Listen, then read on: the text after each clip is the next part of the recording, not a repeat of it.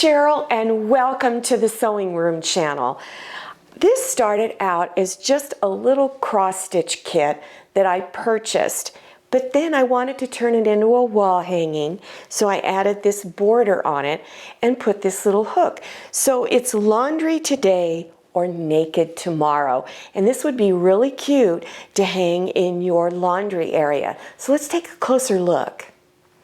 This is the kit that I used. I bought the kit at Walmart and it was under $5. It includes everything: the Aida cloth, the hoop, and all of the embroidery floss and a needle to do this kit. So this is what it looks like when it's done. I did kind of deviate slightly on it here and there, but not very much. And then I went into detail how to do this, because some of the viewers were writing to me. They'd already purchased it and were starting on it, and they were having a difficult time with this. So I do break this down for you. Then I show you how to add these little strips and the corners on, and how to use a really easy technique for binding the edges without using binding strips. So this is the front of it, and this is the back. Here's this little hook up here. You can use ribbon or make your own. I show you how to do that. So let's get started. Here is the diagram of the design. The words laundry today, naked or naked tomorrow, those are all back stitches. In here where it shows the laundry basket of clothes, those are full cross stitches. Within each square is a symbol that represents the color of thread that you use. Then you go down here and it explains what those are, so you know what threads to pick. It gives the code number. It tells you how many strands of floss to use. All of the full cross stitches require 2 strands. You have 3 different colors of back stitch. They range from 1 strand to 2 strands to 4 strands of floss. Also on your instruction sheet, it explains how to do a back stitch and how to do a full cross stitch.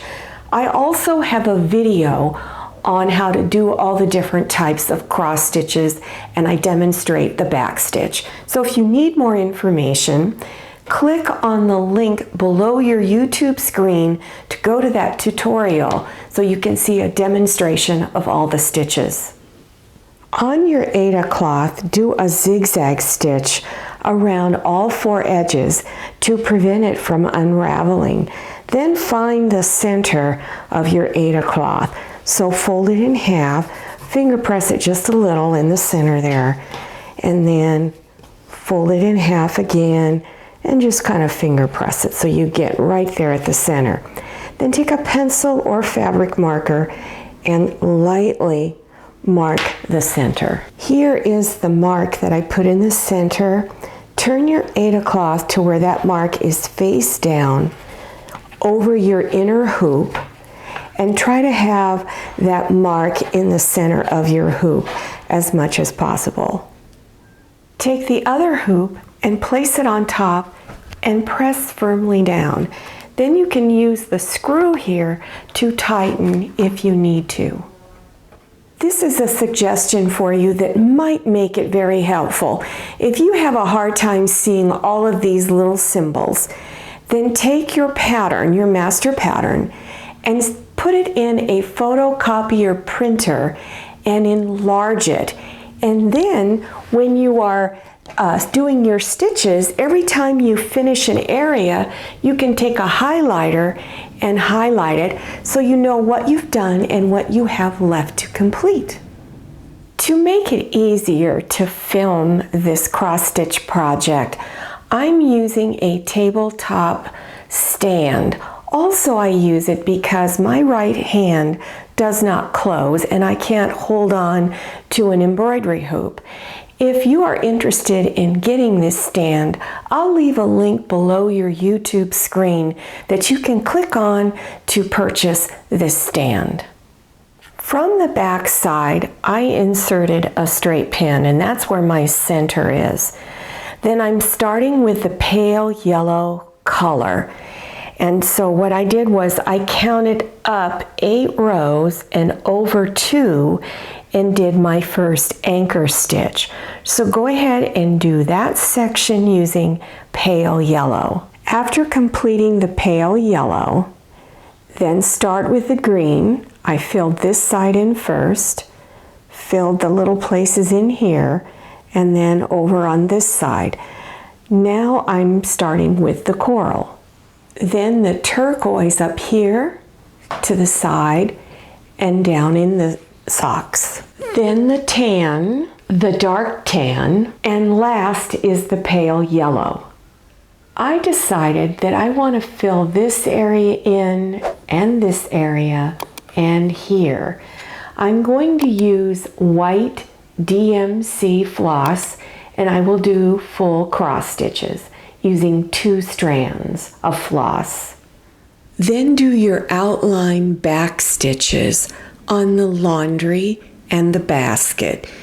Use 1 strand of charcoal embroidery floss.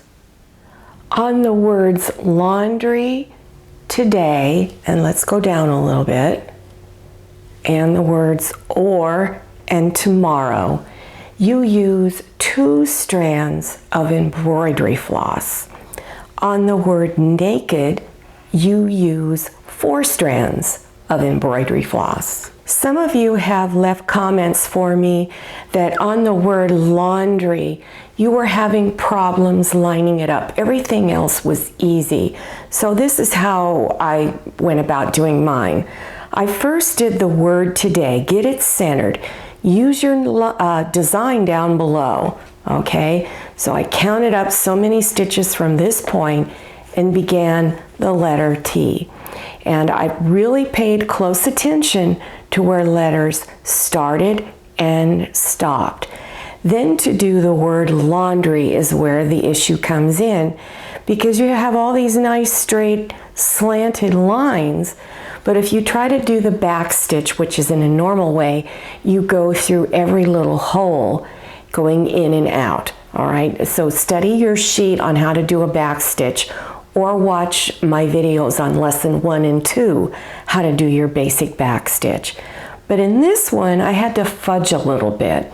Instead, to get this nice straight line, maybe I skipped 2, 3, or 4 and did 1 giant long back stitch. And that's how I was able to get these nice straight lines. So in order to do the word L, I counted over so many and went down a few, making sure it lined up with my place in the basket handle. And then I counted over so many to see where it stopped up here. And that helped me to find which holes to go in and out of. So I found it much easier to do that way. Also, again, pay attention to where the next word starts, and then up here where it stops, and line it up with the word today exactly. And you're going to find it a lot easier to do that way. At the bottom, I did the word or first, get it centered, and that helped me to find where I needed to start the word tomorrow. The word naked was really easy using your 4 strands of embroidery floss. I changed this down here a little bit. On your instructions, it says to use the color coral down here, doing full cross stitch with using 2 strands of the coral.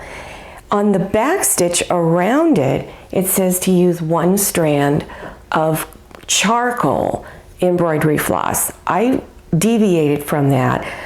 I used 2 strands of the coral and went around it to really make that line look very bold. So here's mine.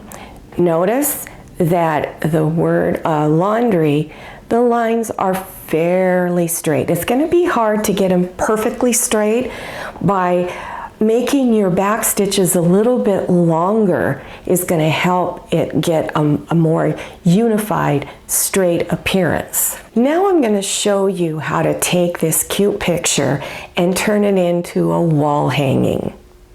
For the border, cut 4 strips that are 7 inches long by 2.5 inches wide and 4 of a contrasting color 2.5 inch squares. Cut your Aida cloth down to 6.5 inches square and then do a zigzag stitch around all 4 edges. Place a strip on opposite sides, and when you're laying it down, make sure you have just a little bit of fabric hanging past the edges of your cross stitch picture. And then do a 1/4 inch seam right along here and do it along here also. After you've done your 1/4 inch seam, press your seams on the back side. Then unfold them, pulling them out away from the cross stitch picture, and press your seams here and here. Then you want to trim this excess fabric off on each side. And I do this method because this way I get an exact fit. So I'm placing my ruler right on the edge of my cross stitch, my Aida cloth, and then trim it off. And then go over to this side and do the same thing. I purposely had you cut your strips a little bit longer than what you really needed. And that's because when you are stitching everything together, sometimes it's really easy to get just slightly off. And then that makes it difficult to line up all of your fabric pieces. So what you want to do next is you want to measure from the edge of your fold over piece right here. This is what's in your seam, and over here. You want to measure that and make sure, and if you pressed it correctly, you should be the same. But maybe you're not the same, maybe you're off. So you want to make sure everything is okay to go. So this is 6.5 inches here from that point. So we're good with our strips. We have some fabric long enough. And then you want to go up to this other edge and do the same thing. So I've got my last 2 strips here. I'm going to cut them down to exactly 6.5 inches. If yours is different, you want to cut your last 2 strips to exactly what that measurement is. On each strip, place a square on each end and go ahead and stitch a 1/4 inch seam here and here. Then press your seams on the back side. Then you're going to take this and move it underneath to where this seam here is going towards the strip. And then you're going to press it on the front side. So when it's done, you want to make sure that these seams are going towards this strip. Place your last 2 strips on opposite sides. And you're going to line up your seams first. You want to make sure that the seam on the bottom is going in the opposite direction than the seam on top. So if it's locked in correctly, it's going to feel flat right there on the seam. Make sure you pin both seams first, then go ahead and pin across and do a 1/4 inch seam along there.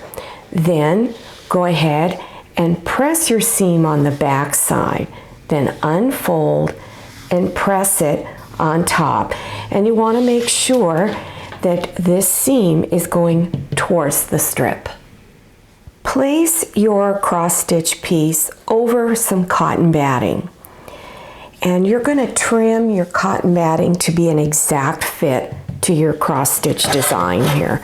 So place a ruler on the edge of your fabric and line it up really good. You want to always take your time and go ahead and cut all 4 edges off. So you want to cut it to be an exact fit. The fabric that's going to be on the back, you want to place it down first with the pretty side or right side, front side of the fabric, down. So you're looking at the back of the fabric. Take your cross stitch and your cotton batting and lay it on top. And you want to cut 1 inch wider on all 4 edges, bigger than your cross stitch piece. So place the 1 inch line on your ruler on the edge of your cross stitch piece. Line it up carefully. Again, always take your time, and then go ahead and cut. So go around to all 4 edges and do the same thing. Place pins over all 4 seams, and then you're going to do something called stitch in the ditch. So you're just going to stitch right in that seam right here. Start all the way out at the edge of your fabric that's going over the back. So start here, stitch all the way down, and finish at the edge of your fabric. You're going to do that on all 4 seams. Do this next step at your ironing board. So you're going to do it on opposite edges first. So take your fabric that's for the back, fold it over to where it's close to the edge of your fabric here on top, and then fold it over again and press. So fold once and press, fold again and press. And again, you do it on opposite sides. Place pins to hold it down, and then stitch close to this edge all the way across. So make sure you start from the raw edge here and make sure you end here. And then this is what it looks like when it's all done.